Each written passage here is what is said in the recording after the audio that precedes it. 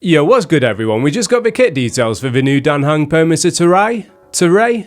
Terry's Chocolate Orange? I don't know how it's pronounced, we'll just call him Heng. We'll have a look at him in this video and then Evernight either today or tomorrow. Subscribe if you want to see that one. There is speculation that we're getting this version of Heng for free. Take it with a grain of salt until HoYoverse confirm it themselves, but I'm letting myself get a little bit excited. Before we get into the video, let's talk briefly about the sponsor, Loot Bar. They sell in-game currency for all kinds of gachas, including Genshin Impact and Star Rail, and it's up to 25% cheaper than in-game. They even have a 10% off coupon for new users, so you can save even more. Personally, I find the in-game prices are a bit too much, but the Loot Bar prices are a lot more reasonable. They've worked with other creators you might have heard of, like Duck TV, Raiden Shotgun, and Save at Times, and have over 20,000 positive Trustpilot reviews. They're completely safe, but you can check their reputation on Google first if you want to. They are quite a well-known company, even outside of gacha. You only need your UID and the server, and your top-up will go through immediately. Check the link in the description to grab some discounts.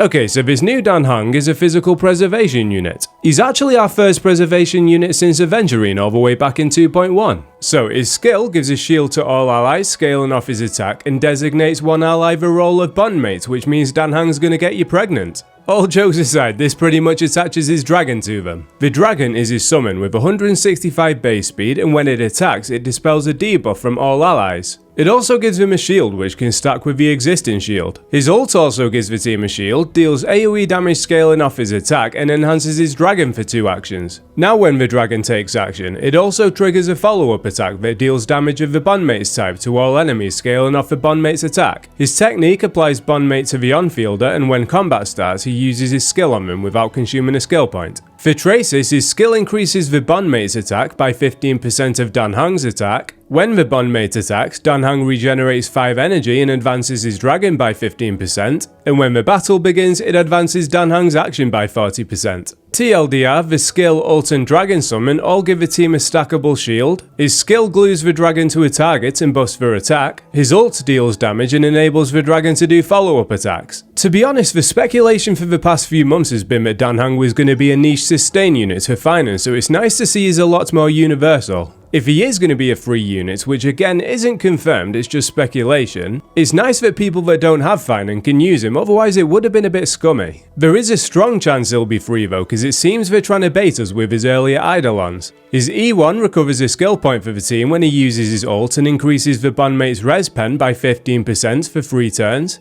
His E2 is the one for his DPS though. Remember at E0 how his ult enhances his dragon for 2 actions to do the follow-up attack? His E2 gives him 2 more enhancements, so 4 total, buffs for follow-up attacks, deals additional damage to the enemy with the highest current HP, and his ult action advances the dragon by 100%. For stats, I recommend Attack Chest, Speed Boots in teams where you need to generate SP, otherwise Attack Boots, Attack Orb, and an Energy Rope, but I'd lock in Attack Ropes just in case they bring his ult cost down a bit from 140. In terms of relics, you can go 4-piece Sacerdos for the speed and the crit damage buff to his bondmate. 2-piece is also an option, prioritizing attack or speed, whichever you need more of. There is a new 4-piece that gives him 32% crit damage as well as a skill point every wave. I'm hoping they buff that set though, so I'd keep an eye on the beta changes over the next couple of weeks. For the planar ornament set, Lushak has given him energy as well as attack to your DPS. For flexibility, that's probably going to be your best choice. If you're going with a physical DPS like Finan, you could go with 2-piece Penacony. Finan can use the 10% damage and the extra energy regen is useful for Heng too. Space Sealing Station is an option too, giving him 12% attack, 24% if he has 120 speed, which in a lot of situations you will have. As for teams, we'll start with Finan because this is looking like his best in slot sustain unit. Ceredra and Sunday will take the other slots, but if you're missing one of them, you can just slot in Bronya with a signature Lightcone. You could always just go sustainless, which is what a lot of people are currently doing, but some players have started having difficulties.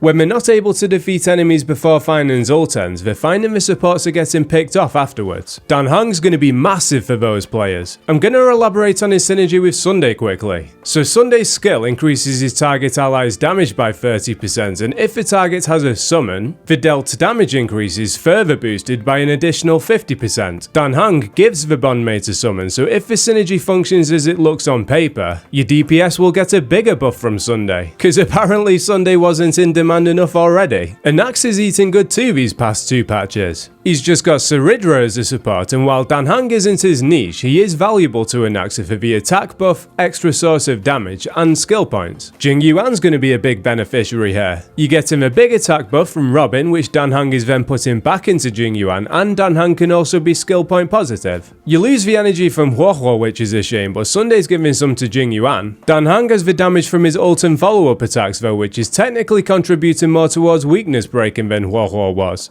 I'm not saying he's a weakness breaker, but it's a benefit worth pointing out. Aglaya can work in the DPS role too, but she'll want the energy from Huohuo more than Jing Yuan. For Fei Xiao teams, Aventurine is better, but for those of us that don't have Aventurine, Dan Heng's going to be the next best thing. For the Herta teams, Tribi and Hyacinth is a really strong core, but if you don't have Hyacinth, or she's occupied in another team, he's going to be your best choice. I'm interested in seeing any meme teams with Clara or Yun Li. Dan Heng's Trace gives him 5 energy and his Dragon 15% action advance every time the bandmate attacks. With them two having counter-attacks built into their kit, that Trace is going to get triggered a lot and could be fun to experiment with. Good news is he's a strong option for a lot of attack scale and DPSs, with the downside being he doesn't raise the ceiling for many, and even then, it's not by much. For future reference, he's going to be good with almost any attack scale in DPS. He gives them an attack buff, and his follow-up attack from his ult scales off his bondmate's attack, not his own. For Lightcones, his signature has the highest attack of any preservation Lightcone in the game at 582. This is useful because his damage and shield scale off it, as well as the buff he gives his bondmate.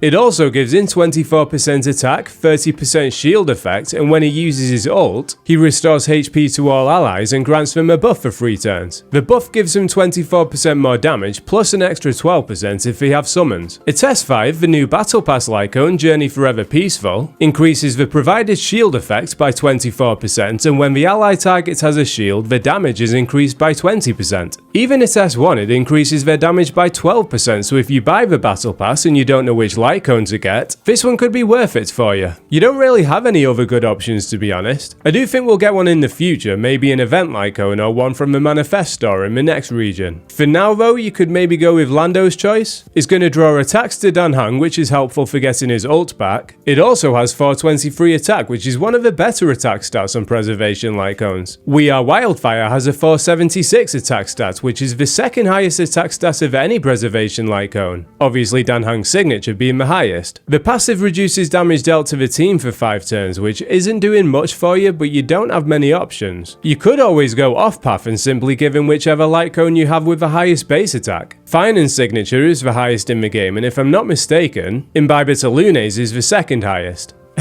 I can see the funny side in that.